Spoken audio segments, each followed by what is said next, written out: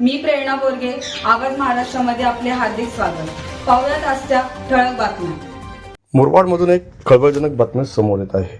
मोरश्री आश्रमशाळेतील निवासी हॉस्टेलमध्ये इयत्ता 10वी मध्ये शिक्षण घेत असलेल्या 15 वर्षीय कोमल भास्कर खाकर या विद्यार्थिनीने रात्री गळफास लावून आत्महत्या केली असल्याची घटना घडली आहे.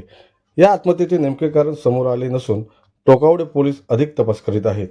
आमचे टोकावडे विभाग सहसंपादक किरण कारवळ यांनी या दुर्दैवी घटनेचा आढावा घेतला आहे.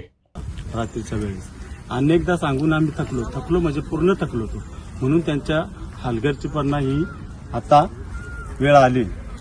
तर अधीक्षक असो मुख्याध्यापक असो निवासी राहत नव्हते, त्यांच्या हलगर्जीपणामुळे अशी घटना घडली असा तुमचा आरोप आहे. हा, इथं अशी झाली. इथं राहण्याचं म्हणजे एक वेळा मी स्वतः आलतो तेव्हा माझ्या त्याने खोटा आरोप घेतला.